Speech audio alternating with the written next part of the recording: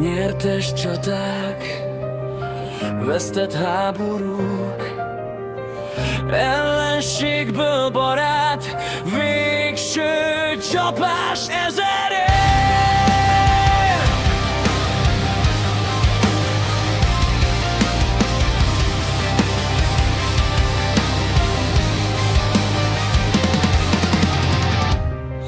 Milliónyi veszteség, honfiúi büszkeség, dúlt pillanatok, testvérek, testvérgyilkosok, áldozatok, temetők, ártatlanok, a hantok alatt, a fejfákon koszorú és emlékkönnyek, kísértetek, újra ölnek, eszmék és kényszerek, gyűlöletkeltő kegyszerek, néhány percnyi béke, majd indulat, újra folyik a nemzetek vére, és még mindig nem elég, kell még néhány ezer év.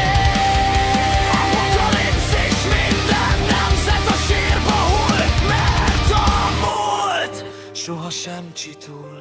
A sebek sohasem gyógyulnak, ha belevájnak újra és újra a piszkos ujjak. Bűnköst van a keresztény világnak üzenet, hallgass vad, lelkiismeret. És még mindig nem elég, kell még néhány ezer év. Apokalipszis, minden nemzet a sírba hull, mert a múlt, és még mindig nem elég, kell még néhány ezer év. Apokalipszis, minden nemzet a sírba hull, mert a múlt sohasem csitul. A sebek sohasem gyógyulnak, ha belevájnak újra és újra a piszkos ujjak.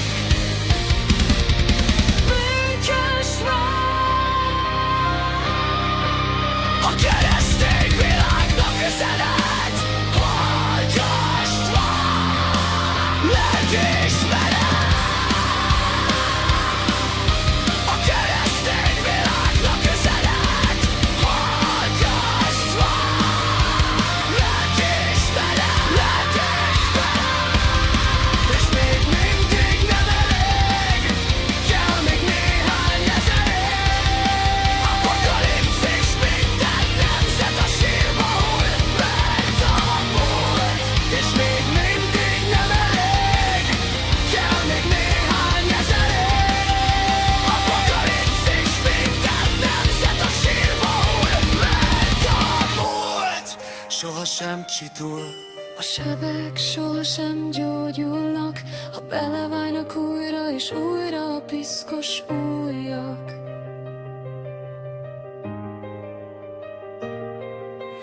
Bűnkösd van a keresztény világnak üzenet. Hallgasd hát, lelkiismeret.